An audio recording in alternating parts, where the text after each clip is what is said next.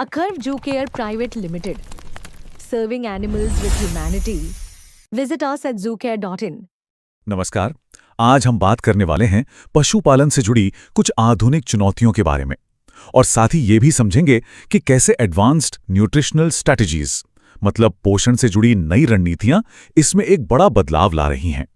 ये सवाल सुनने में जितना सीधा लगता है, इसका जवाब उतना ही मुश्किल है। असल में यही वो सबसे बड़ी पहेली है जिसे आज के किसान और पशु चिकित्सक मतलब वेट्स हर रोज सुलझाने की कोशिश करते हैं। बात सिर्फ एक जानवर को खाना खिलाने की नहीं है, बल्कि पूरे के पूरे सिस्टम को सेहतमंद और प्रोडक्टिव बनाए रखने की है। तो चलिए थोड़ा और गहराई में चलते हैं। ये जो परेशानियां हैं ना, ये कोई मामूली दिक्कतें नहीं हैं। ये असल में बड़ी बायोलॉजिकल और इकोनॉमिक चुनौतियां हैं। मतलब बांझपन हो या कमजोर इम्यूनिटी, हर एक चीज का सीधा असर फार्म की कमाई और उसकी कामयाबी पर पड़ता है। अच्छा, तो जब इतनी सारी परेशानियां हैं तो जाहिर है बाजार में इसके कई समाधान भी होंगे। तो आज की हमारी ये पड़ताल सोर्स मटेरियल के आधार पर ऐसे ही एक न्यूट्रिशनल सप्लीमेंट पर आधारित है जिसका नाम है नेबल चटनी। हम ये समझने की कोशिश करेंगे कि ये इन सारी चुनौतियों से निपटने का दावा कैसे करता है। तो सबसे पहली और शायद सबसे जरूरी चुनौती वो है प्रजनन या फर्टिलिटी। आखिर किसी भी पशुपालन के काम की बुनियाद तो यही है ना?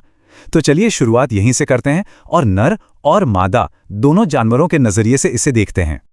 जब भी फर्टिलिटी की बात होती है तो ज्यादातर ध्यान मादा यानी फीमेल जानवर पर चला जाता है, पर असल में ये एक टू वे स्ट्रीट है। मतलब ये एक ऐसा समीकरण है जिसमें दोनों साइड बराबर होनी चाहिए। एक कामयाब प्रेगनेंसी के लिए जितना जरूरी मादा का स्वस्थ होना है, उतना ही जरूरी नर का भी है। जहां एक तरफ मादा में गर्भधारण की दिक्कतें आ सकती हैं, वहीं दूसरी तरफ नर में वीर्य की क्वालिटी में जरा सी भी कमी पूरी की पूरी प्रक्रिया पर ब्रेक लगा सकती है। तो सवाल ये है कि ये काम करता कैसे है? देखिए, सोर्स मटेरियल के मुताबिक ये एक तरह का हार्मोनल चेन रिएक्शन है। अश्वगंधा और जिनसेंग जैसी जड़ी बूटियां सीधे शरीर के हार्मोनल कमांड सेंटर पर असर करती हैं। ये एक सिग्नल भेजती हैं जिससे नर पशुओं में टेस्टोस्टेरोन का लेवल बेहतर होता है और इसका सीधा सीधा नतीजा बेहतर सीमेन क्वालिटी और प्रजनन की इच्छा में बढ़ोतरी। अब यहाँ एक और बहुत जरूरी कॉन्सेप्ट को समझना होगा, ऑक्सीडेटिव डैमेज।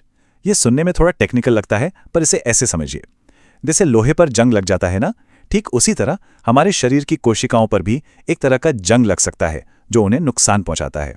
और जब ये डैमेज स्पर्म या एग सेल्स को होता है तो प्रॉब्लम बढ़ जाती है। यहीं पर जिंक और सेलेनियम जैसे मिनरल्स अपना काम करते हैं।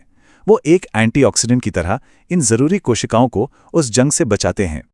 ठीक है, तो फर्टिलिटी के बाद अब आगे बढ़ते हैं। अब हमारा फोकस होगा प्रेगनेंसी और बच्चे के जन्म के बाद की रिकवरी पर। ये वो नाजुक दौर होता है जब माँ और बच्चे दोनों को सबसे ज्यादा देखभाल और सहारे की जरूरत होती है। बच्चे को जन्म देने के बाद यानी ब्याने के बाद जानवर की हालत बहुत नाजुक हो जाती है। सोचिए, वो एक बहुत बड़ी फिजिकल प्रक्रिया से गुजरा है। उसे फौरन एनर्जी चाहिए होती है और अगर ये एनर्जी न मिले तो जाहिर है कमजोरी आएगी, भूख मर जाएगी और ये सारी चीजें रिकवरी को और भी ज्यादा मुश्किल बना देती हैं। तो फिर जानवर को ये खोई हुई एनर्जी वापस कैसे दी जाए? यहाँ एक मल्टी लेवल स्ट्रैटेजी काम करती है। सबसे पहले तो शहद और लिक्विड ग्लूकोज जैसी चीजें हैं जो इंस्टेंट एनर्जी का एक तेज शॉट देती हैं। फिर कोलिन लिवर को बचाता है जो कि शरीर का पावर हाउस है, उसे ठीक रखना तो जरूरी है ही। और आखिर में साइट्रिक एसिड और अल्फा एमाइलेज पाचन को दुरुस्त करते हैं ताकि जानवर जो भी खाए उसका पूरा पोषण शरीर को मिल सके। और ये सपोर्ट सिर्फ जन्म के बाद ही नहीं बल्कि पूरी प्रेगनेंसी के दौरान भी बहुत जरूरी है। और ये सिर्फ माँ के लिए नहीं है, ये गर्भ में पल रहे बच्चे के लिए भी उतना ही जरूरी है। तो यहाँ लक्ष्य क्या है? गर्भाशय में ब्लड सर्कुलेशन को बेहतर करना, प्लेसेंटा के विकास में मदद करना और बच्चे को सीधे पोषक तत्व पहुंचाना। ये सब इसलिए ताकि न्यूट्रिशन की कमी से होने वाले किसी भी खतरे को टाला जा सके। चलिए अब तीसरे हिस्से पर आते हैं, प्रोडक्शन और रेजिलियंस। यहाँ हमारे दो मकसद हैं। पहला, दूध का उत्पादन बढ़ाना और दूसरा, जो उतना ही जरूरी है, जानवर की बीमारियों से लड़ने की ताकत यानी उसकी इम्यूनिटी को भी मजबूत करना। देखिए, दूध का अच्छा उत्पादन सिर्फ क्वांटिटी का खेल नहीं है, क्वालिटी भी उतनी ही मायने रखती है। तो यहाँ रणनीति क्या है? कोलिन और एमिनो एसिड्स ये दूध के फैट और एसएनएफ को सपोर्ट करते हैं, मतलब दूध को गाढ़ा और पौष्टिक बनाते हैं। फिर आते हैं आयोडीन और कोबाल्ट। ये पक्का करते हैं कि जानवर की एनर्जी दूध बनाने में ठीक से इस्तेमाल हो। और व्हीट ग्रास और तुलसी जैसी चीजें दूध देने वाले ऊतकों को ऑक्सीडेटिव स्ट्रेस से बचाती हैं। लेकिन एक मिनट, सिर्फ प्रोडक्शन ही सब कुछ नहीं है, है ना? एक स्वस्थ जानवर ही एक उत्पादक जानवर हो सकता है। इसीलिए हमारा अगला फोकस है इम्यूनिटी, यानी जानवर की बीमारियों से लड़ने की अपनी ताकत। और सोर्स मटेरियल के हिसाब से इम्यूनिटी को मजबूत करने के भी कई तरीके हैं। जैसे तुलसी और अश्वगंधा इम्यूनोमॉड्यूलेटर की तरह काम करते हैं, मतलब वो शरीर की अपनी सेना को और मजबूत बनाते हैं। सेलेनियम और जिंक एंटीऑक्सीडेंट बनकर एक ढाल का काम करते हैं, और विटामिन बी कॉम्प्लेक्स वो इम्यून सेल्स के लिए ईंधन जैसा है, जिससे वो अपना काम ठीक से कर सकें। तो अभी तक हमने अलग अलग समस्याओं और उनके समाधानों को टुकड़ों में देखा। अब समय है इन सभी डॉट्स को जोड़ने का और इस पूरे विश्लेषण के सेंट्रल आइडिया को समझने का, जो कि है एक होलिस्टिक यानी समग्र दृष्टिकोण। और सोर्स मटेरियल का ये एक कोट इस पूरी सोच को बहुत अच्छे से समझाता है। इसमें कहा गया है कि नेबल चटनी किसी एक बीमारी का इलाज नहीं करती, ये पोषण, ऊर्जा, प्रजनन क्षमता और इम्यूनिटी की उन समस्याओं को ठीक करती है जो बांझपन, कम दूध, कमजोर प्रेगनेंसी और खराब रिकवरी की जड़ है। मतलब साफ है, लक्षण नहीं, जड़ पर काम करो।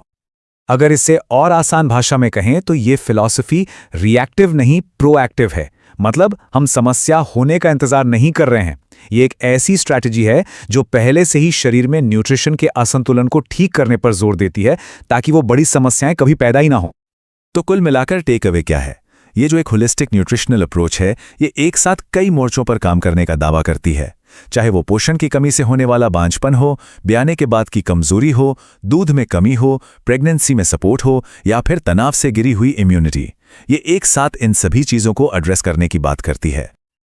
और आखिर में ये पूरी चर्चा हमें एक बड़े सवाल के सामने लाकर खड़ा कर देती है। क्या भविष्य का पशुपालन ऐसा ही होगा, जहां हम सिर्फ एक एक बीमारी का इलाज नहीं करेंगे, बल्कि जानवर के पूरे स्वास्थ्य और पोषण पर एक साथ ध्यान देंगे, ताकि वो टिकाऊ भी हो और फायदेमंद भी? ये एक सोचने वाली बात जरूर है।